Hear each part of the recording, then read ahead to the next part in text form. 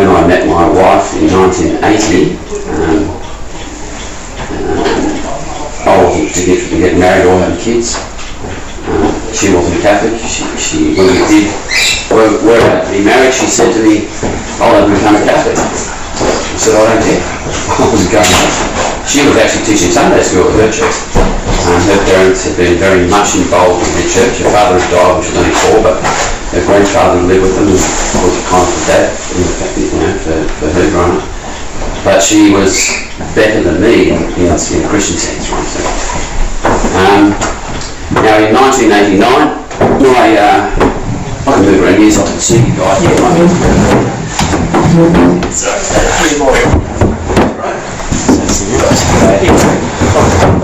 Someone want that one? Oh, that's no, I see that. 1989, our first, we were married in 1985, so like I said, I wasn't having kids. My wife, my identical twin, and the twin had been married and had a baby before we were married. The baby was 2 weeks old actually. And we were, like I said, I was not thinking about my faith at all, or rarely. And 1989, our first son was born in April. My mother died in September, and that was kind of a catalyst for me. All that I'd started going back to Mass when Chris was pregnant with Ryan, and Mum's death from breast cancer at only 59 years of age. And it was very sad for us because Mum was great with little kids. It was, she saw Ryan. 2 of my sisters were also pregnant at the time, and they were pregnant still when Mum died. One of my sisters said, "You've got to stay." They wanted to stay alive, obviously, to be around with the kids to fight the cancer, and they said, "You won't get to see the babies." She said, "I've already seen them. They're both boys." And they both were. I don't know. That was kind of amazing. But my mother was a humble, simple lady who was a great mum, and my dad had worked 3 or 4 jobs at some stages so he could, support a family, a large family then on one income, and so we could have a full-time mother. Unfortunately, the advantages and the appreciation of what a full-time mother is lost on a lot of people even then, let alone now, where it's just almost non-existent. So Mum dying probably brought me back to church, that whole thing. But when I started coming back to Mass, I knew I didn't know my faith very well. I used to tell people I'd lost my faith, but I thought about it, even with my secular friends, atheists and agnostics, certainly anti-Catholic, I'd often have arguments with them defending the existence of God and defending the Catholic Church, which was kind of funny, someone that's not practicing their faith particularly. So there is something, being baptised and having received the sacraments, etc., and being brought up Catholic makes a difference. You've got a better chance of coming back if you've had those things happen in your life. So I knew I didn't know my faith very well, and I realised I hadn't lost my faith. I'd actually put it aside, put it in the cupboard. It was inconvenient to live the lifestyle I wanted to live. So I then wanted to learn my faith. You've probably all heard of Scott Hahn. Mm-hmm. Yep. So Scott Hahn was big then. He'd only just basically come into the church in the around 1990, early 90s. I used to get audio tapes of Scott Hahn, and I'd play them, and I'd sit down and I'd have a Bible, and I'd have a notepad, and I'd listen to him. I'd hear something I liked, I'd stop it, I'd look it up, I wrote it down. Trying to learn to remember things, that's a good way of doing it, right? Young people today at school and university, all these slide presentations, they get the slides, they're not learning well enough. They did a study at Sydney University. Okay, you're much better if you're taking notes from a lecturer than if you're getting listen to the presentation and then getting the slides and looking at them. You'll remember a lot more if you actually don't have the slides presented to you like that, right? Anyway, that's what I started doing, and I got interested in apologetics. and I like that much. I'm Irish descent, right? My great-grandfather came to Australia when he was 16 at that time, and went to New Zealand for 2 years and then to Australia in the 1880s. When he left home, his mother said, "I'll never see you again." And she never did, which is very sad. But that's how the Hanrahans, my family of Hanrahans got here. So there are a lot of Hanrahans in Australia, a lot more than most people think. George Pearl once said to me, "Have you got any relatives in Ballarat?" He comes from Ballarat, he grew up in Ballarat. I said, "Not that I know of." He said, "There's lots of them in Ballarat." And you know what I like. When our kids were little, only had 3, we went to Oberon. Does anyone know what Oberon is? Yeah. Outcast Baptist Outfield on the way down to the Genola Caves. Well, we booked into a motel and we're going to stay that night in Oberon. The guy says, "You must have relatives here." I said, "Not that I know of." You got the phone book, there were more, the old White Pages book, it wasn't online there.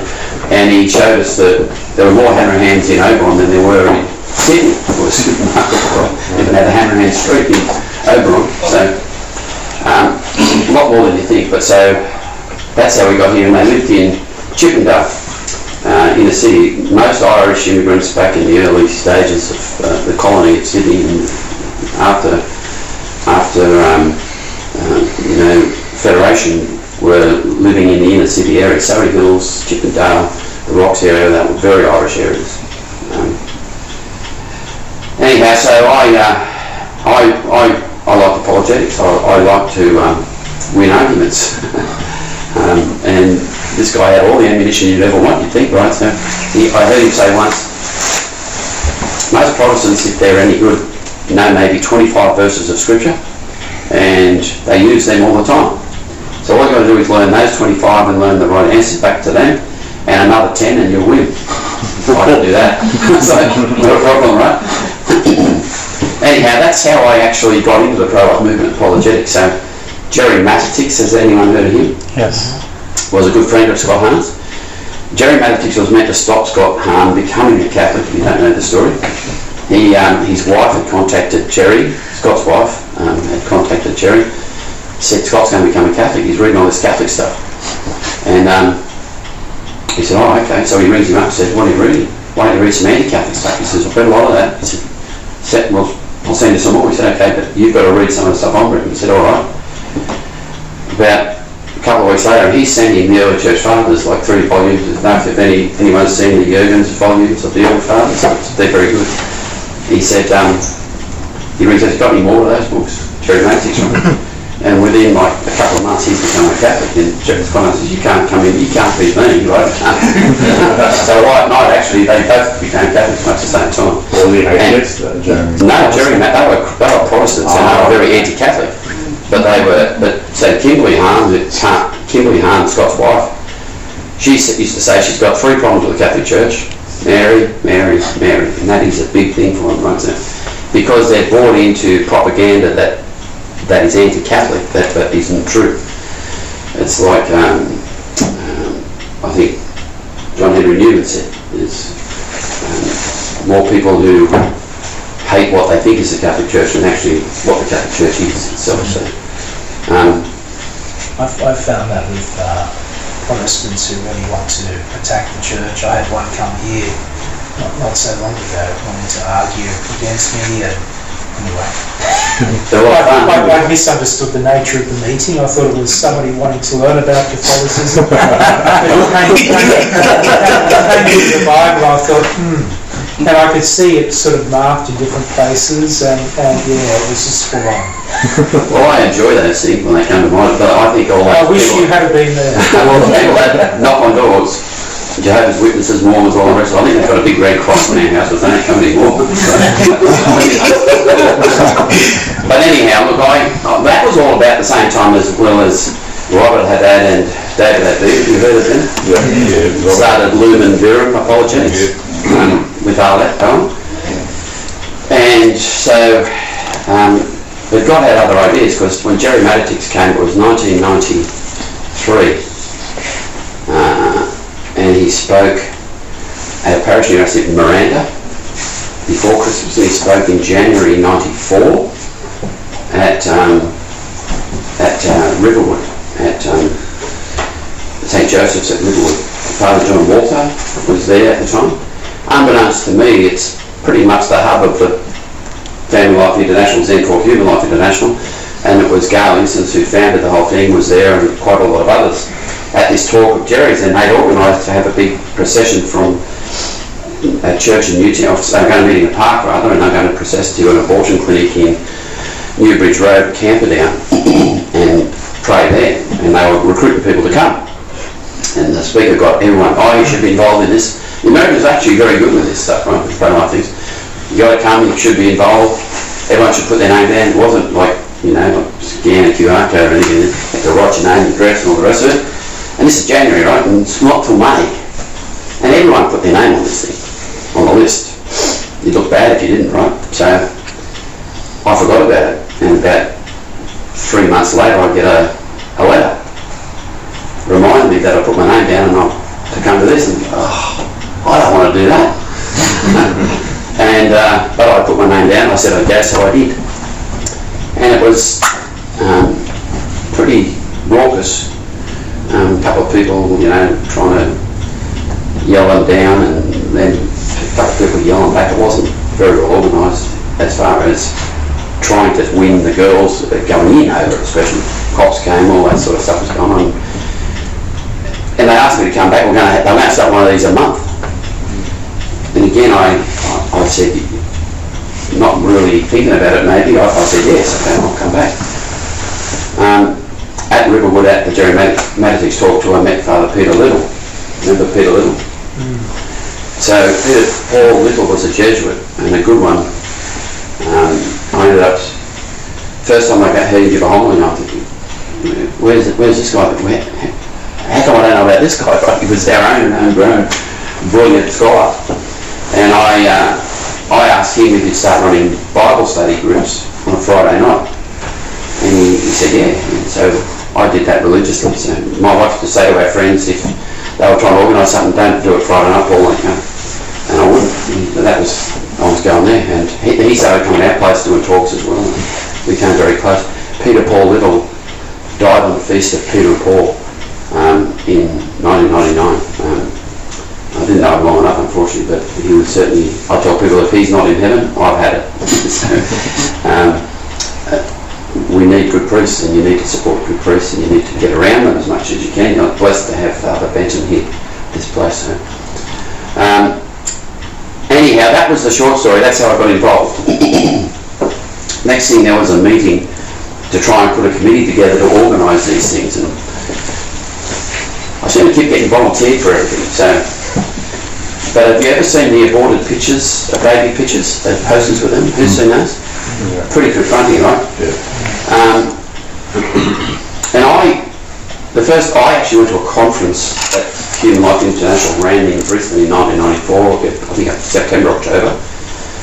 I just started these vigils. I went up to that. Met some amazing people at that. It was certainly had an impact on me, this pro-life conference. But that's where I first saw these things. They didn't have them at those processions, those rallies that they were having outside the abortion clinic. But I used to say, and then I said, if you I wouldn't have those pictures. I think it's too confronting and it would turn people off, and you shouldn't have them outside the abortion clinic. And if you have it, and I used to tell Gail and some of the other organisers, I won't come anymore if you put those up.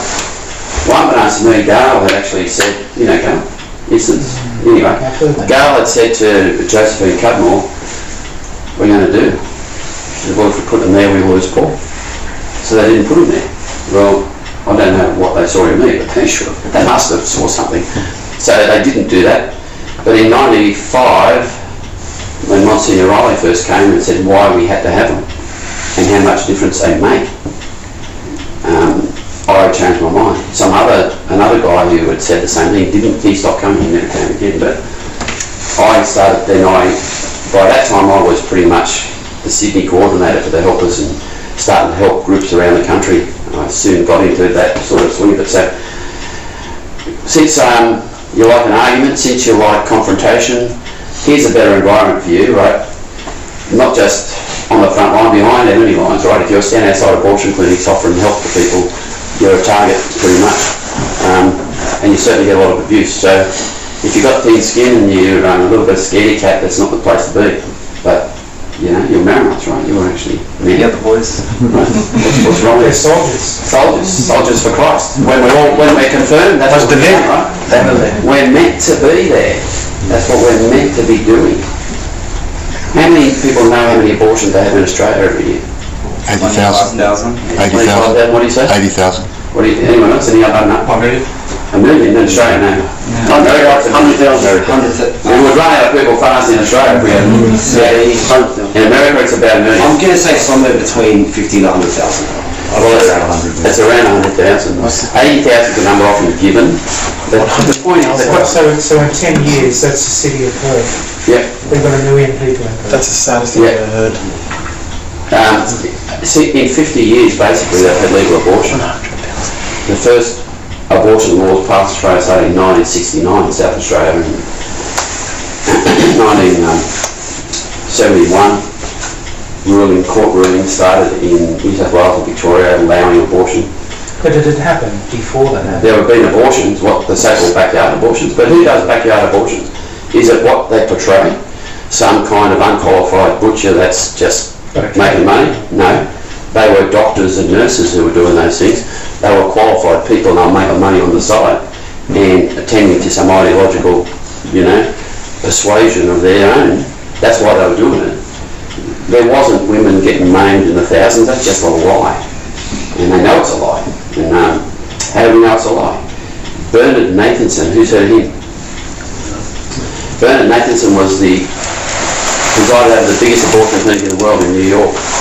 And in the 1960s and leading up to 1973, the Roe versus Wade decision in America that overrode state laws and allowed them to have abortion up to term was up to term everywhere. And there were a lot of states who prohibited abortion. There were some states like New York, but Bernard Nathanson was a doctor and he was doing abortions and he said over 70,000 abortions a year. Well, Bernard Nathanson, Monsignor Riley, I told you about coming out, I'll tell you a bit more about him later. He'd been arrested outside his abortion clinic. Bernard Nathanson ended up becoming... They made a video and they asked him to help them with the editing, a young doctor that has been involved as well. The silent scream, who's ever heard that? Should have brought my laptop and played you that. It's very, very, very powerful video. So it's a live ultrasound of a baby, of the mother's womb and a baby during an abortion. Okay, so you actually see what's going to happen to that baby. I think it's a 12-week baby with a vacuum aspiration abortion. That is, they turn on a very high-powered vacuum aspirator and they suck the baby out of the womb, basically up to the aspirator. Anyway, they saw this baby's horror, and the baby recoiled when implements put into the womb, into the uterus, and how the baby tried desperately, hopelessly, to avoid these instruments, and finally, this silent scream of the baby before it sucked up this tube. Nathanson stopped doing abortions, and eventually he became opposed to abortion. He became a Christian and then he became a Catholic, all before he died. He died a few years ago. I've met Bernard Nathanson. Now, Bernard Nathanson was very heavily involved in the whole Roe v. Wade program to swing the Supreme Court. You guys heard about that landmark court case in America? Yeah. Supreme Court case. Wade. It was a landmark decision. It was a landmark court case, I suppose you'd call it, where abortion was legalised. Roe versus Wade. So the lady in question that was meant to be the complainant, right? Her name was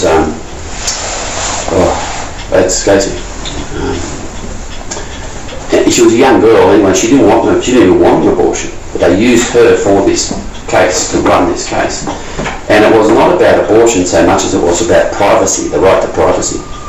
Okay?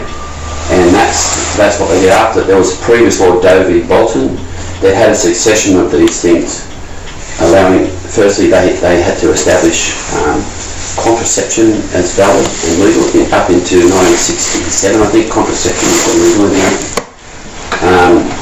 And they had a case to overturn that. They had a case this Doe v. Bolton to establish some rights in relation to abortion. So Doe v. Bolton and Roe v. Wade go together, but Roe v. Wade was more about privacy and the right to privacy and all these things, and they hide behind that. And it's not about privacy. As a girl who suffered an abortion and was campaigning against abortion here a couple of years ago with us, said, it's not about privacy, it's about secrecy. There's a big difference. They're not trying to protect the privacy of the patients, they're maintaining the secrecy of what they do. Very good way of putting it. Just remember that the area about the privacy nonsense again. It's about secrecy, not privacy. And anyhow, Nathan Burnett, we know, we go back to my point, was that in America they were saying, to lead up to this in the propaganda wars in the media, were that there are 10,000 women a year dying in America from backyard abortions. 10,000 or 2,000 a year, that became standard here. 10,000 women die every year. We've got to legalise and stop these immoral practices and so women are safe whilst they kill their babies. Right? We want the women to be safe. But it wasn't true. And Bernard Nathanson, when he converted, said it's not true. He was asked, where did that number come from? If something's illegal and it's off the books, how do you know there's 10,000 deaths? That's idiotic, even if you think about it, right? He said, we made it up. It was a good number. It was a made-up number. They did the same thing here. Those sorts of things were done all over the place. You've got to remember, abortion is built on lies. Abortion is built on lies. There's a lie that this will be good for the mother. There's a lie that it's not a lie. There's a lie. Every aspect of abortion is a lie. The police used to turn up after they complained, usually in the abortion mills, to us, about us. And the cops would say, they said you did this, that and the other. I'd say, well, officer, they tell lies for a living. They say they kill babies for a living. They've got no qualms about telling lies. These people are liars, right? And it's not surprising. Abortion's demonic. If you don't know that abortion's demonic, you don't know nearly enough about abortion. It's demonic. And if the father of lies is involved, of course it's built on lies. That's the whole abortion industry. So it's not surprising when someone like him turns on them. How many people have actually seen the movie, Abby Johnson's movie? Yeah, that's really good. Right for life, was it called? No. Unplanned. Yeah. And It's on Netflix. Is it? Abby Johnson's another high profile, but Abby wasn't a doctor. Abby was like in management. She managed the place. She's the executive of the place. They'd hire the doctors from the rest of it. Now, when Abby Johnson had that conversion, when that revelation came to her, the 40 Days for Life people had started just prior to that, 2004. Her conversion happened, I think, 2008. They started in 2004, praying outside that abortion bill she was managing. And now I know all those 40 Days for Life people, David Barright and his wife Margaret, Sean Carney, Marilisa, who he married, and obviously now Marilisa Carney. Matt Britton is the general secretary, general counsel and chairman of the board, all those people. So amazing. But so that story of Abby Johnson, I know firsthand from them. I actually haven't met Abby. She came to Australia once and when I was in America, so very interesting herself. So, but those stories are common in the United States, but we don't hear about them here. But I've seen some amazing changes in staff in abortion clinics, and I've seen 600 odd people change their mind and keep their babies over 25 years or so. And I've seen Were they women you met? women that were going in for the abortion clinic. So we went on, my wife and I went to dinner last night to a lady's place who actually was one of those women. She rang me up a week or so before and asked us to come for dinner. And she's Fijian, and there was a few other guys there, and her sister is Fijian, and just had a dinner, and they're involved in a evangelical Protestant type of church, but I don't know how we came to it. They invited me, so I said we had a good talk about a lot of things. But those people kind of look at me as a father. I get those things all the time. People call me up, and whatever the problems they have further down the track, they often come and they think I can fix everything. So it's an amazing relationship. So like you'd have with your own dad. What would you say to the women? So in those days you were allowed to be right outside the abortion clinic. Now there's restrictions. They can't be hunting, and that's right. But what I would say. So the women would be coming in. Would they be with someone or? Yeah. So you get very good at if you're in somewhere like we were at Newtown where I started, Salisbury Road. Well, that one I told you about in Camberdown. It was quite a busy place. Salisbury Road wasn't as busy. There were some neighbours and some local and some pedestrian traffic, but you pretty well knew who was coming in and going into the abortion clinic. So, and you don't prejudge that. So you don't say anything about the abortion in the first place. So you've got to be able to introduce the topic. So we'd have flyers, and I'd say, "Hi, hey, my name's Paul. We're talking to people, about some interesting issues and blah, blah, blah, and you might be able to help a girl one day." And I'd give them the pregnant worry thing on the front, so you might be able to help somebody one day, and blah, blah, blah. Then they'd either walk past, they just keep walking and not be interested. And that's most people. Most people didn't talk to you. They just walk past. They're either with a boyfriend, a girlfriend, or a mother. The hardest people to deal with are mothers, taking their daughter to kill their grandchild. Hard to believe. I saw one turn around that I was aware of with a mother and daughter. Happened on the feast of Peter and Paul. Turns out the girl had been and her brother had been baptised by Julian Porters.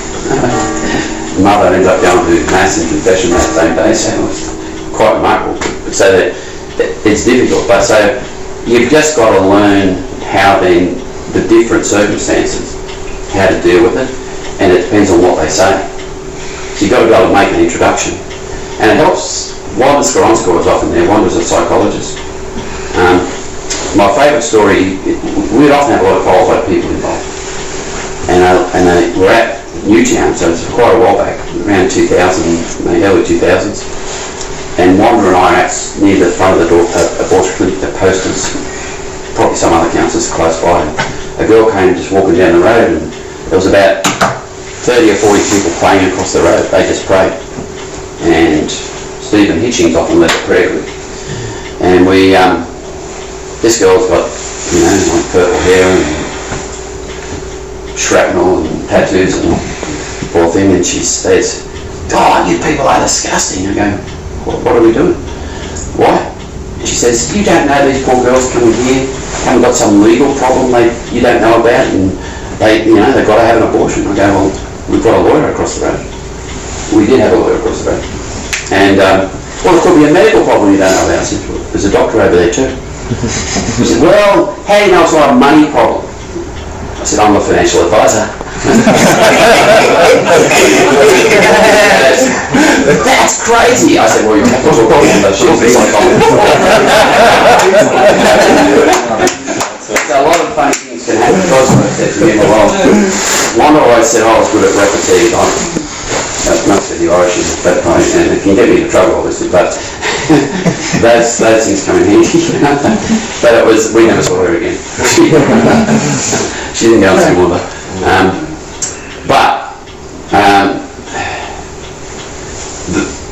The big thing to know, and I used to tell people that we're going to train to be counsellors, and the best training was we'd get them to stand near us and listen, and then we'd get them just approaching passers by, and then we'd get them to start approaching people going in, and it's the only way to do it. There's the hardest thing for people is breaking the ice, saying hi.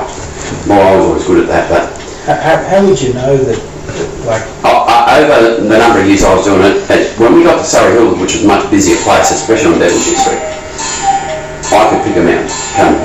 Was it sort of a guilty look, or was it? Well, have you seen anyone here play or seen live tennis? Tennis, yeah. Okay, you see how hard those balls are going. If you got a guy like Nick Kyrgios serving at 220 k's, it's over 100 miles an hour, right? Over a pretty short distance. How do they get a racket on those things, right? Now, I saw a documentary on TV about this. Not only that, racing car drivers, split seconds you're talking about, they've got to react. Right? But they anticipate. Why do they anticipate and go a particular way or move a particular way to anticipate? Because they see something, a way the particular guy's serving, way he shapes up, something different about it. They have to guess. Half the time, you're only going to racket on the ball going that quick if you guess the right way. And the same with the reaction time of Formula 1 drivers, or playing cricket. If you're playing cricket and you've got Jeff Thompson, fastest bloke ever bowler, I think, but anyone bowling that sort of speed, you don't have time to really wait and see it and hit the ball when you've seen it. You don't see it. You've got to anticipate it. And it was like that. That's all I can say.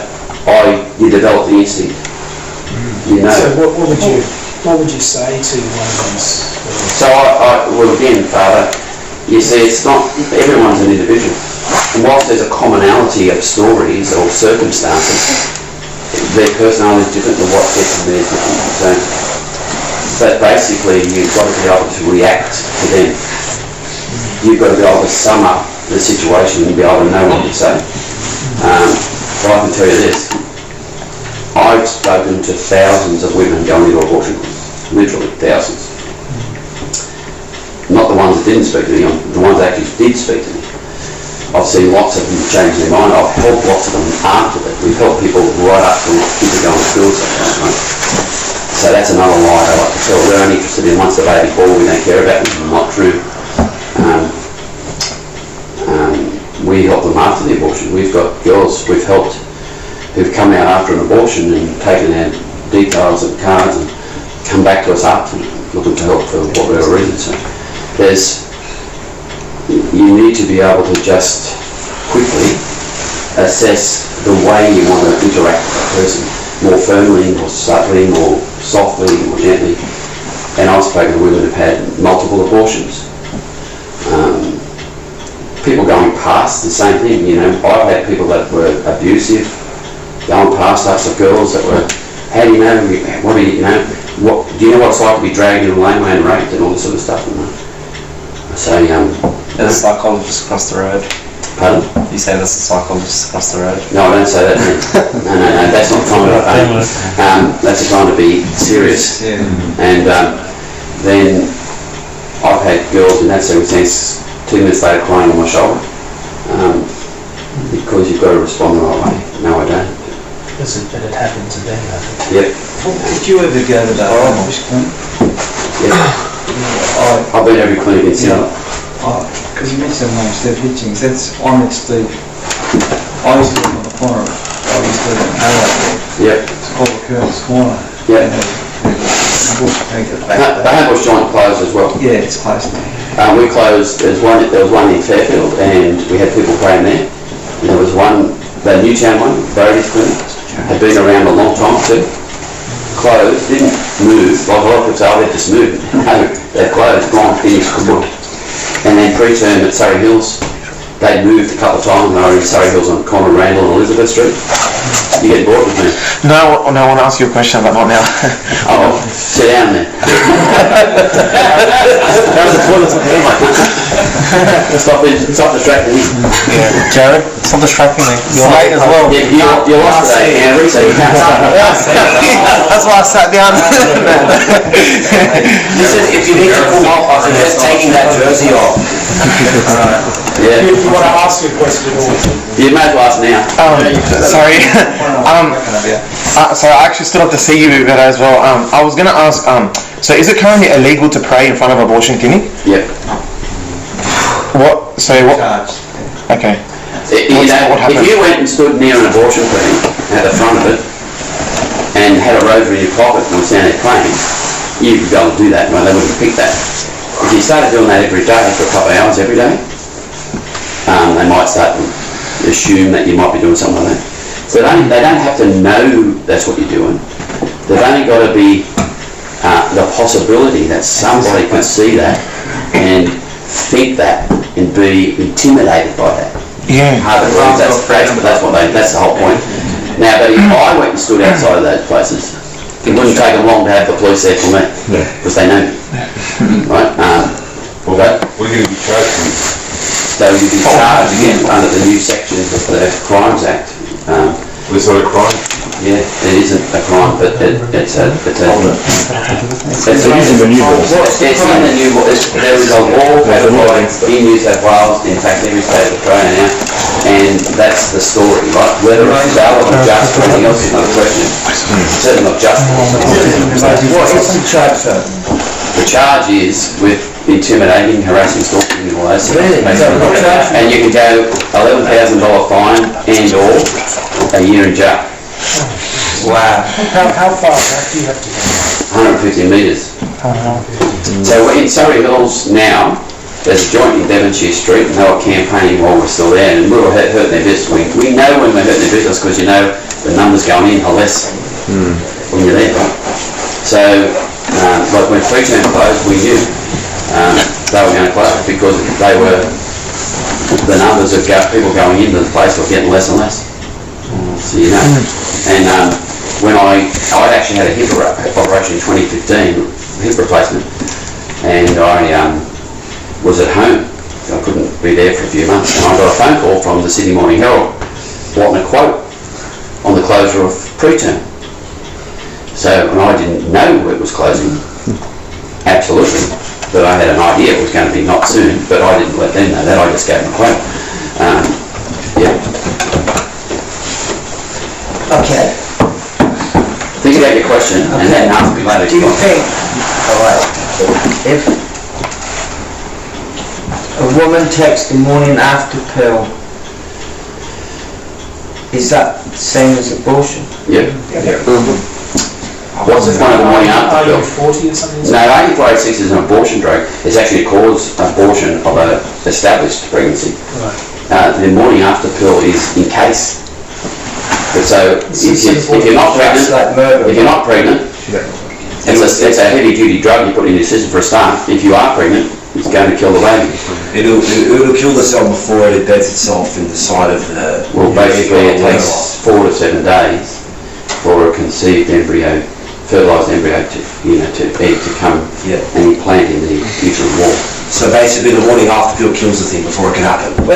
When the sperm it's already happened. embryo... It's already before it can implant itself... It stops the implantation, that's right. But the two sex cells will combine, therefore constituting life.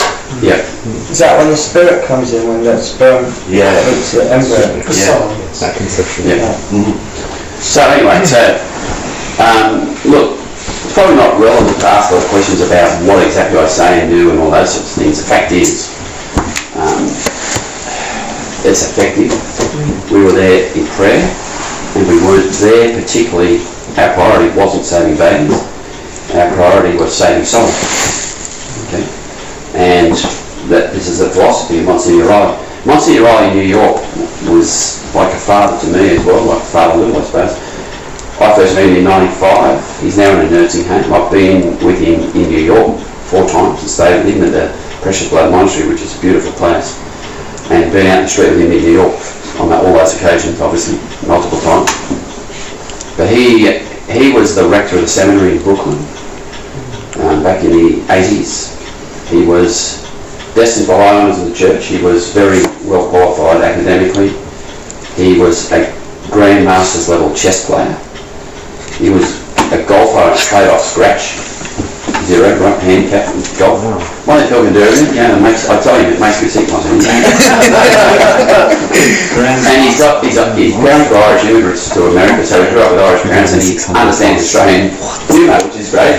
And he's got all the charm of the Irish to boot, so he's just a fantastic man. But he gave his life, and he sent the helpers of God's precious infants that he started in America and New York, all around the world, on every continent, basically. And that's here in Sydney. That's what we've got here. That's why what I first went to and what we had, we adapted to completely to the helpers and help people in other cities in Australia do the same thing.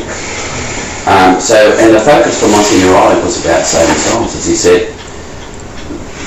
The babies we're with God one way or another, and without getting into the debate about being bail or not, and but the souls of the mothers and fathers and the doctors and nurses are in peril. That's true. Eternal peril. They're on the road to hell, in other words. So, and he says, you won't save that baby if you can't soften the mother's heart and have her change her mind. That's the most important thing. And what was the most effective thing about us there? What we said, the pictures we had. And I know I've had people come out and tell me the pictures made the difference. They saw those pictures, they didn't talk to us, but they changed their mind because of those pictures. When they go into an abortion clinic, they don't let them see the ultrasound normally. They can see an ultrasound of the baby beforehand. Or they say, no, I'm out of here, see you later, right, when they do. So they don't. They actually see it's a life, the child. That's right. Ultrasound guided abortions became more popular with ultrasound, obviously, and goes back to the 70s. But Would it be safe to say, Paul, that the whole language around an abortion is that what is in the word is a thing, it's not a child, it's not alive, it's just cells. it dehumanised the unborn baby, that's right. That's like the Jews in Nazi Germany. Yeah. The first thing is you want to dehumanise the person you want to kill. So it makes it okay. Not so bad, right? But if those mothers see that it actually is an infant, then they know it is anyway, right? But they can't deny that. So people are often in denial, and it's very interesting, the stories of post-aborted women, and I've obviously heard a lot of those, and why and what they've been through.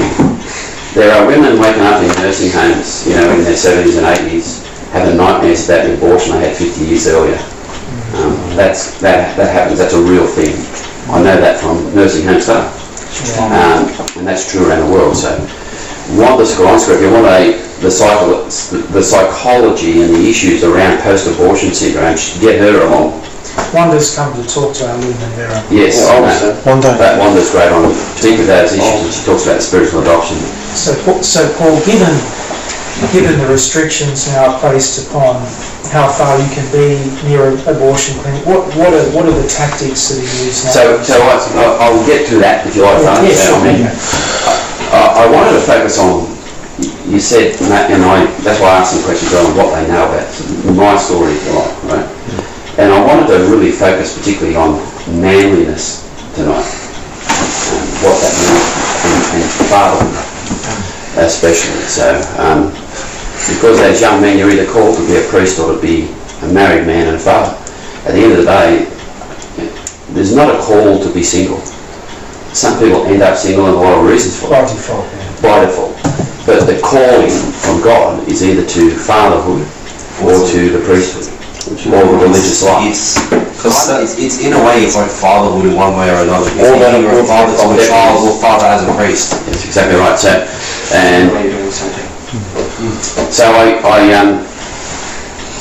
I can tell you stories about the frontline activity at the abortion clinics.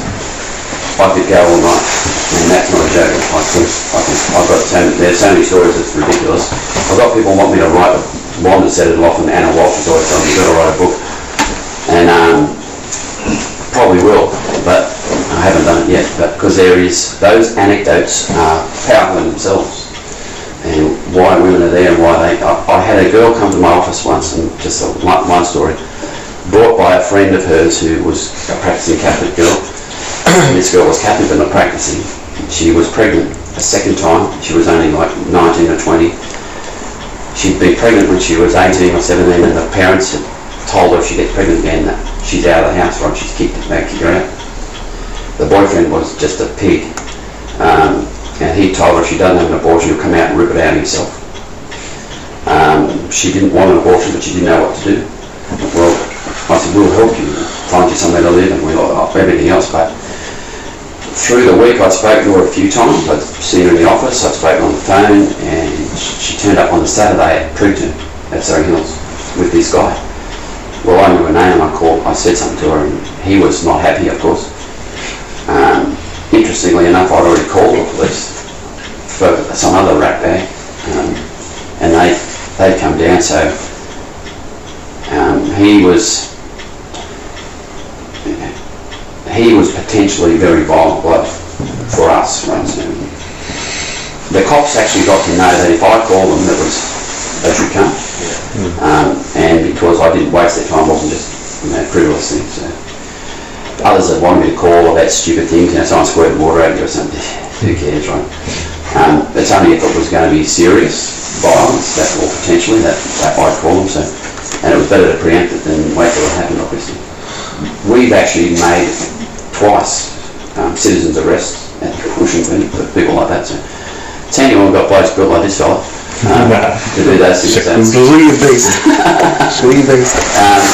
But we, that girl ended up having an abortion, and I hate to think I never heard back from her anymore. So, but she didn't want that. That was the second one, and she had no one in her life supporting her pretty much. She had that girlfriend, but those close to her, so that should be their mum, dad, siblings, boyfriends, husbands. They're all telling them have an abortion. I tell you, 90%, probably 95% of women at abortion clinics, if they had and they knew they had support, they wouldn't be there. Very early on, a girl and a boy, a young man and a young woman came in.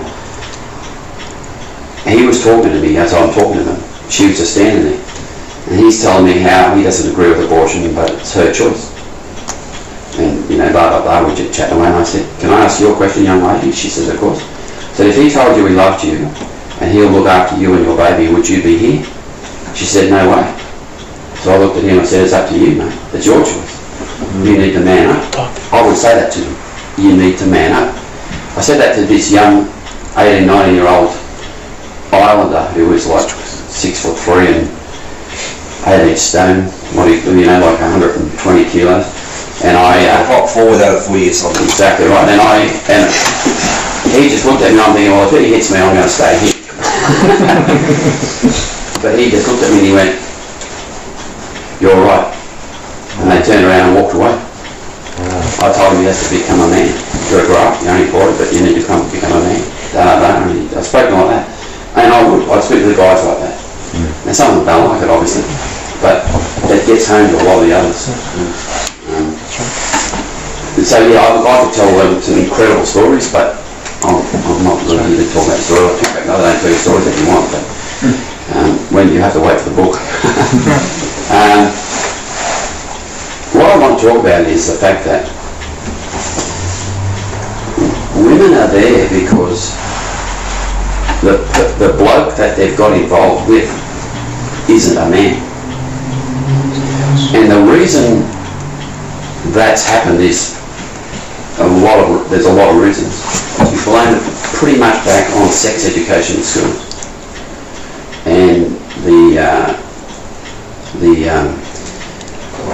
if you like, the thwarting or the impeding of the natural development of kids through a latency period between about 5 and 12, everyone's different, when they're prone to the virtues and morals and to learn those things, and they're asexual, they're not interested in sex until they go through puberty.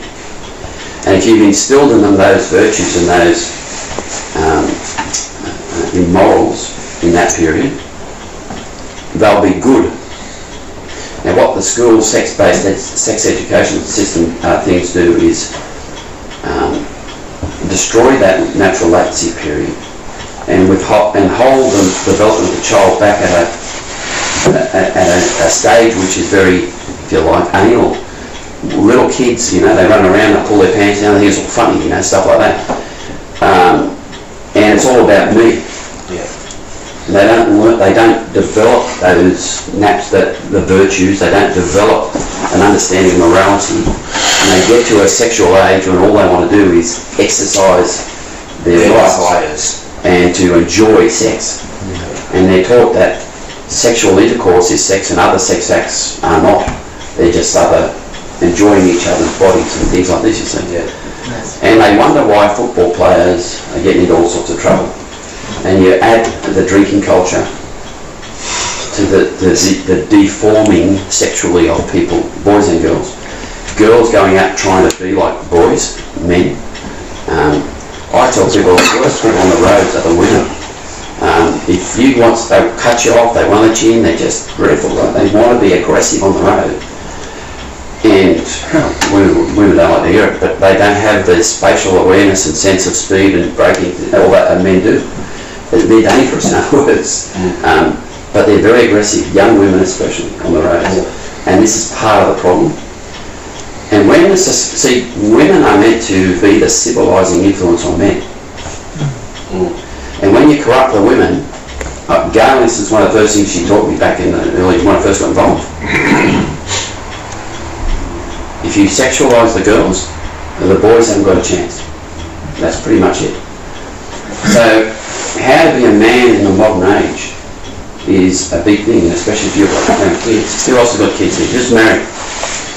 Kids, okay? Grandkids. Well, the thing is this, doesn't it come down to the parents? okay. So it does come down to parents, and here's what. So how do the parents? When everyone just parks their kids in a school, and the schools all have sex education programs in them, some worse than others. And the sex education programs, and we've been talking about this for over 30 years, and the problems with sex education. There's a great book, The Final Plague, Sex Education, The Final Plague, written about 25 or 6 years ago. Now, it's only gotten a lot worse with the promotion of homosexuality and transgenderism. And clusters of kids, groups of kids that are all friends, all identifying as some sex other than their own, whether it's an opposite identity and all of that stuff. Because they're buying into this stuff. And there's a lot of other problems in the home, so an absence of a father. Fathers might be, you might be still married and the father might be still in the home, but he's absent as a father in his influence on the family. Like, he doesn't interact with the kids, so he's working long hours, he's out socialising with his mates after hours, he's doing things not with his family. Okay? And contraception's a lot of the problem. Okay, this idea of self and self-pleasure, and it's all about that. Most of the women, not all the women I've spoken to were on contraception. Contraception always fails. There's a failure rate of every form of contraception. Yeah. And abortionists know it. In fact, Planned Parenthood, which is the biggest abortion chain in the world, have a research arm called the Alan Guttmacher Institute. Who's heard of that? They're a research arm, right? That they're associated with Planned Parenthood. And the Guttmacher Institute says exactly that. Contraception leads to more abortion, right? So the abortion industry says it. It's not just pro-lifers or Catholics saying contraception leads to abortion, it sure does. They say it. So, but it also is, when people contracept, there's this lack of self-giving in marriage, and marriage is about complete self-giving. The two can't become one if you're holding something back. Yeah. And if you're contracepting, you're holding back your fertility. Yeah. You're holding back, and you're denying God His rights, Yeah. because you are a cooperator with God in the procreative act. And that's the only time it's legitimate. I was going to say, also a lot of Catholics don't know that it's essentially lustful of your wife as well. It is. Yeah, but we see we're a long way past that, because they think it's okay to be lustful of any good-looking girl they see. And that's part of the problem, because it's portrayed like that. So, wait, you've got, I remember with my kids being young, driving along and a bus pulls out in front of you and there's a girl in lingerie or bikini and, they're never ugly women, they're always really good looking. Magazine blondes trying to promote their underwear. I sat in a diner place midnight one night in somewhere in America with Monsignor Riley, and we're just flicking through a newspaper, there's full-page ads of women's lingerie. And it's not just the lingerie, it's the women in the lingerie that advertise it, right? Yeah. And he just shook his head, he said, the young man hasn't got a chance. He also said that. Yeah. Yeah. Sorry, he had a question. What happened after family planning, rhythm and stuff like that?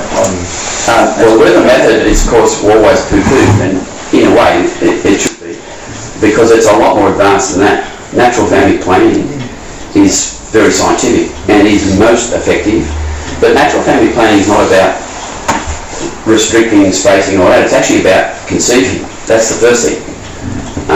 And who should be practicing spacing the children or putting children off?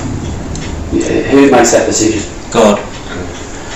Well, God, yes, but you don't make that on your own. You make it with a spiritual director. So if you think there is and by the way, I did for quite a long time talks to marriage preparation groups. I used to have a education used to run. I used to talk about financial planning, but of course I used to branch off in all the other things as well, because my background is financial planning. So they've got me to do basically what's financial planning 101 for engaged couples about to be married. But I'd also always bring up these things.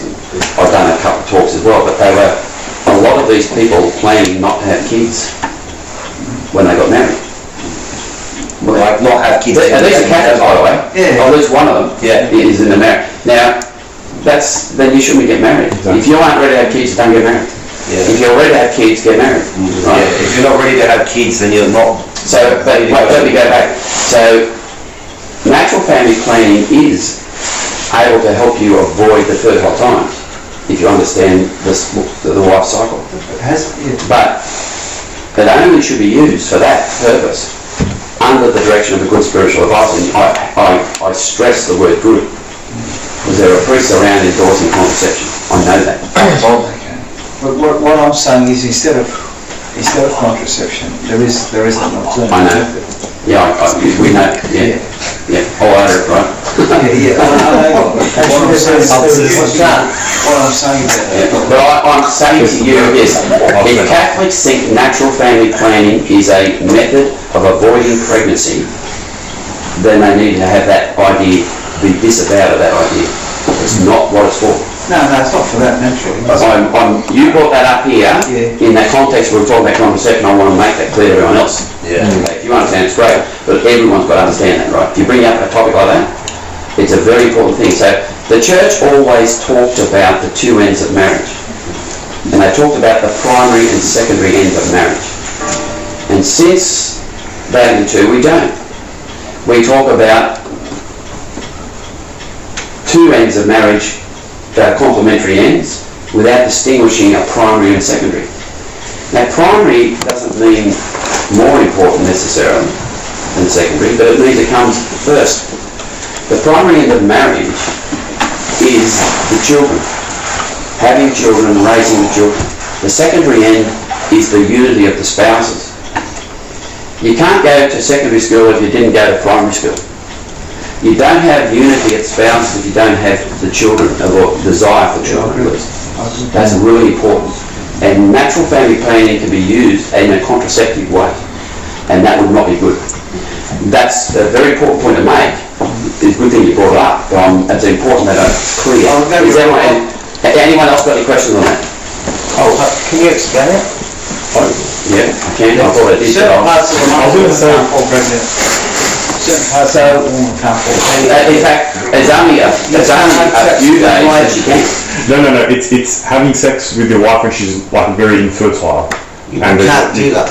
No, No, you can do that, but you can't do that to avoid children. Yeah, to avoid children. Alright, so only have sex. Well, I heard. No, it's like basically It'd be better if everyone else doesn't try and jump in and explain this, right? So here's the thing. Not having sex is not contraception, right? Yeah. That's important to make. You can actually err on the side of too rigid or too lax. Like everything, there's a happy medium. That's usually where it should be. Middle way. Now, if you say you can't have sex unless you want to have children, and you can only have sex in the fertile period, it's very restrictive, and you can't, and you don't always know that. And most people don't always need to know that, right? You don't need to go and really study natural family planning and your wife's particular cycle unless there's a problem. The problem would be more about getting pregnant, or if there's serious or grave reason to avoid children or space them for at least for a time. And that could be the health of the mother, psychological or physical health, severe financial problems, right? Just, money's tight, it's a bit hard, I don't want to work too hard, the guy works some more, get another job, right? There are reasons that are valid and there are reasons that are not valid to space the kids, okay? But it's also not good to say, well, we learn our cycle and we will just avoid kids for the first few years of marriage. Well, you should have been married. It's using it in a contraceptive manner. Does that make sense? Okay. Yeah. Have you ever read, there's a book, I've read a lot of books. it's called Wild at Heart by John Eldridge, I think. I remember, sorry, just a comment with what you were saying before about men not being men and lacking that now. Yeah. Even girls, like women nowadays becoming more aggressive. Yeah. He's a Protestant author, so maybe ask Father if it's alright before you read it.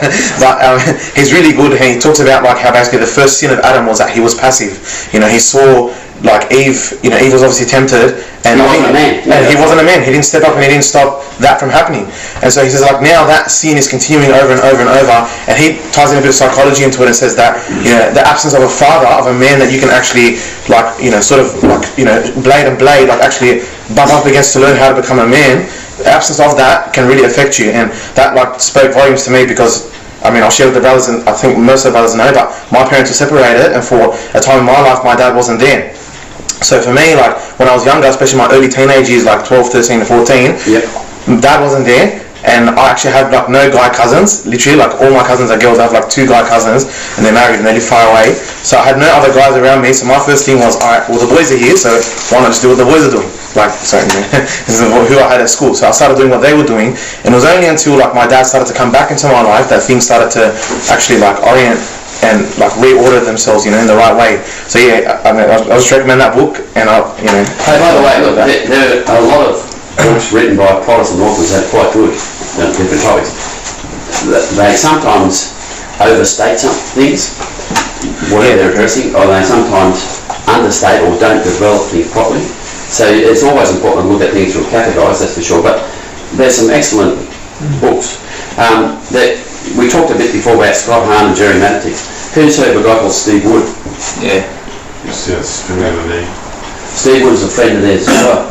And now, unlike them, they sent him the early church fathers. Couldn't care less. But the early church fathers, Jerry Mattis driving around, he said, they're all Catholics. Like he was starting from all these early church fathers. Well, Steve Wood didn't care, wasn't his thing. But then they started giving him stuff on marriage and family from the church, right? And that was his gig. He'd actually been a founding member of the movement Covenant Keepers. The Covenant Keepers was for men to establish them as fathers, men and fathers, right? That fathers, especially in being the head of the family. It was a good movement. So when he ended up becoming a Catholic, Steve started what you'd expect. The St. Joseph's Covenant Keepers, and Catholicised that, and he still runs that in America. He's a great guy, right? There was a whole wave of Protestant ministers became Catholics because of Scott Hahn and Jerry, right? So, yeah. So I think question along those lines, where you mentioned before how where it all begins is the corruption of children between the age of 5 and 12. And at the moment, my son's 4, he's starting pre-kindy next year.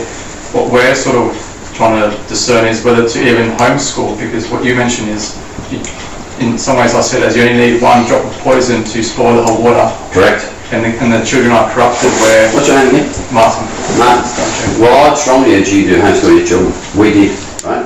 Now, we have 5 kids, and we're blessed that they all practice their faith. And homeschooling was a big part of that. Not the only thing, but a big part of that. Our eldest son was 10 in year 5 when we started homeschool. And I had a couple of instances. He came home once and told me, he was in year 4 I think, said, the teacher said there's no such person as the devil. I said, oh really? So exactly what I questioned him a bit. And I went with him next morning, took him to school, found the teacher in the playroom and said, I said, right, by this stage I'd had a lot of years with the Jesuits, so I was taught how to do these things. Ryan must have been paying attention yesterday. He thought you said there's no such person as the devil. She goes, that's right. And I go, no, that's wrong. I can't talk about that now. We'll have to catch up after school one day. I will organise that and all that stuff, right? So you're right. And I went and told the old parish priest there, if you remember Bill Hanrahan, that guy here.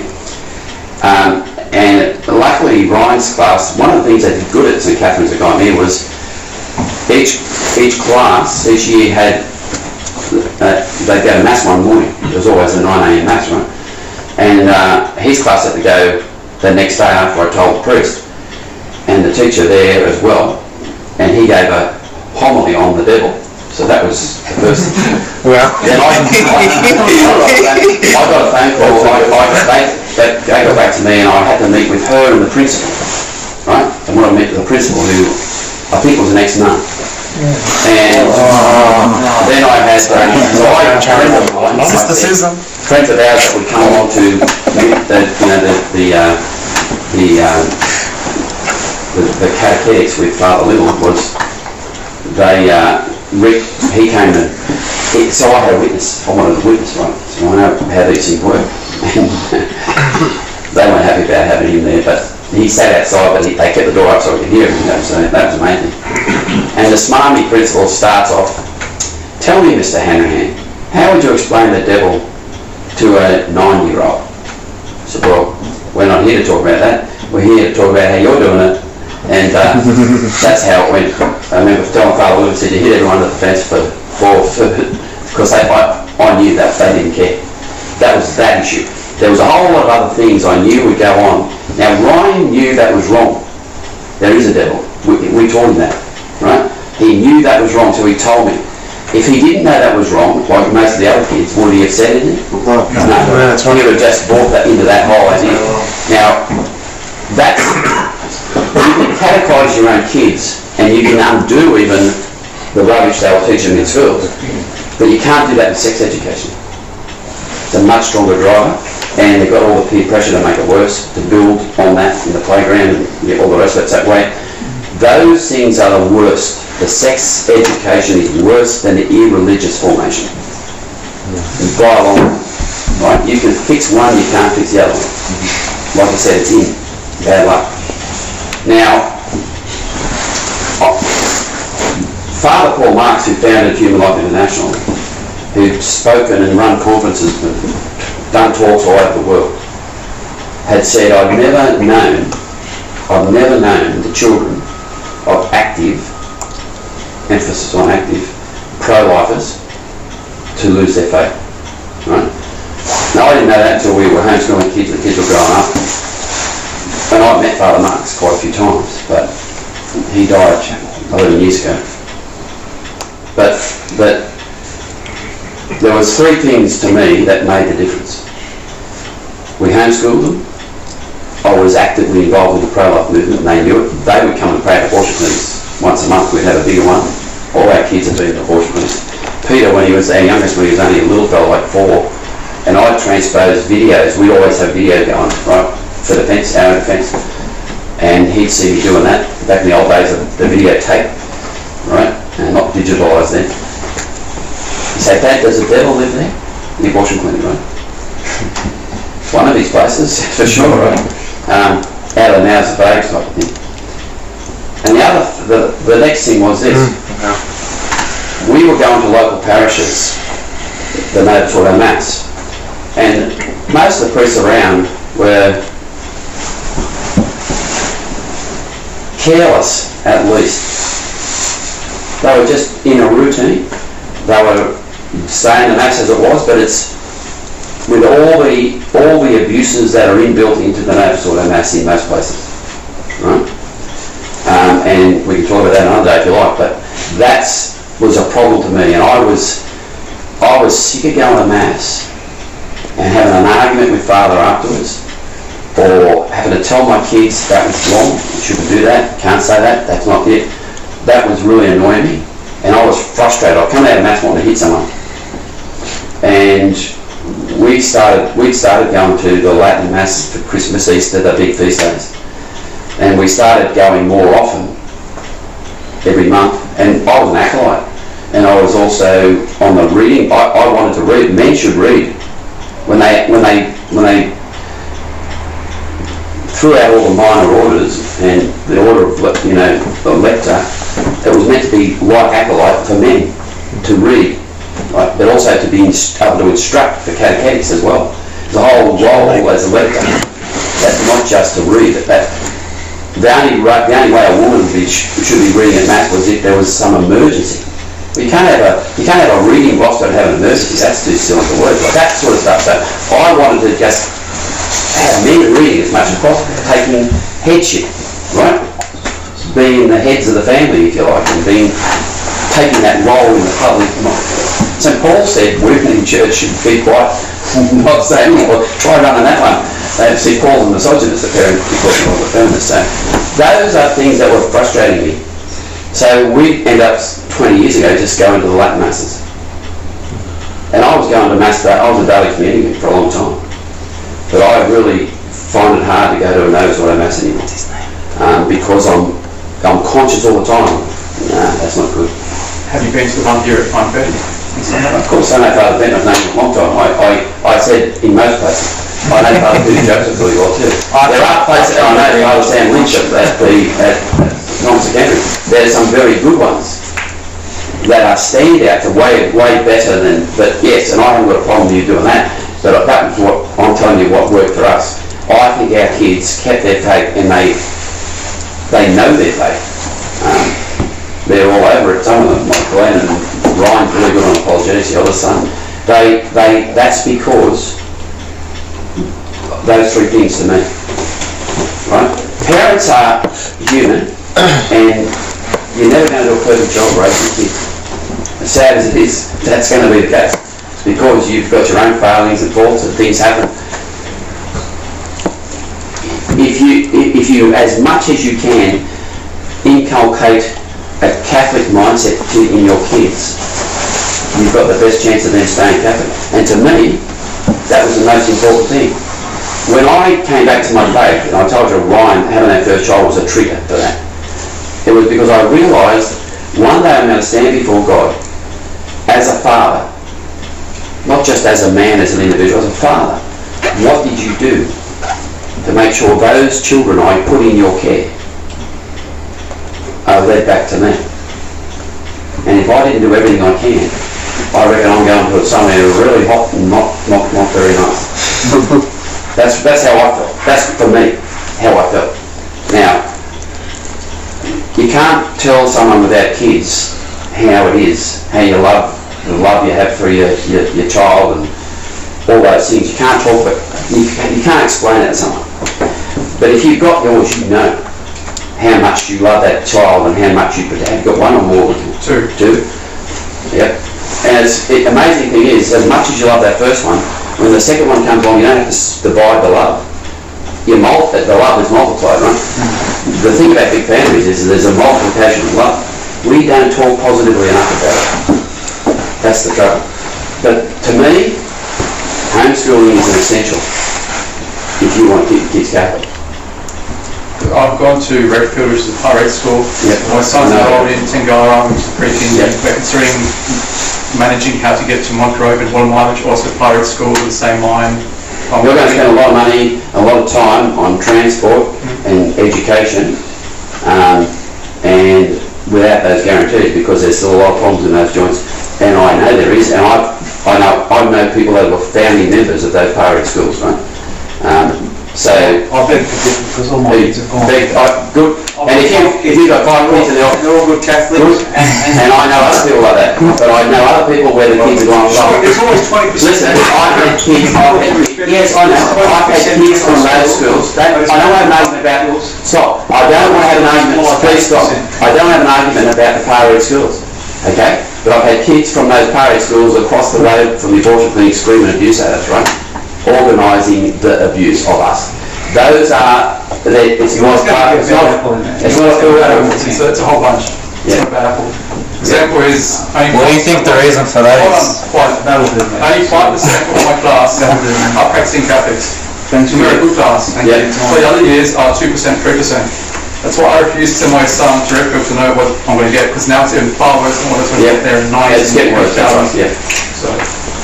Anyhow, look, there are a lot of support, there is a lot of support, a lot of people homeschool, and a lot of groups, homeschool groups that get together and do a lot of them, and it's not as frightening as you would think. And you know what, we didn't have as much support when we were homeschooling, we were in the Southern Shire, other homeschoolers were quite a long way from us, but there's other homeschool families, and that's a big thing. And you know what, the kids get the socialisation, that school's not about anyway. If you're enrolled in sports or other either if they're musical or whatever else, right? You do other things outside of school hours for your kids, and they get socialised. Our kids all play sport, pretty good at sport. And yeah, you don't have to do all the schooling. Our eldest son was really good at maths. He was 2 years ahead of where he'd been at school. We had a tutor for him for maths because he was so good at maths, right? We had music teachers come in because we're not particularly musical. We want to be at least be some grounding in music. You can get people in to help you. It's not all up to you. But you really need a full-time parent. One of you needs to be home, and that's important. Obviously, you as a wife. But it doesn't mean Dad's absent from it. Dad should be involved in things. I used to take the kids off to Latin lessons and stuff like that. So. Oh, we might finish up because we've got a bit over time. But Yeah, sorry about that. That's all right. We might say a final prayer. If you've got any other questions, you could speak with Paul. Say our Father, Son, and Holy Spirit. Amen. We pray together the Lord's Prayer. Our Father, who art in heaven, hallowed be thy name. Thy kingdom come. Thy will be done on earth as it is in heaven. Give us this day our daily bread, and forgive us our trespasses, as we forgive those who trespass against us. And lead us not into temptation, but deliver us from evil. Amen. Saint Michael the Archangel, Defend us in the day of battle. We did that one. Thanks everyone. I'd just like to come in. A small gift for you. I hope you'll have a great time. That was an amazing talk. I was not expecting that, man. Oh, thank you.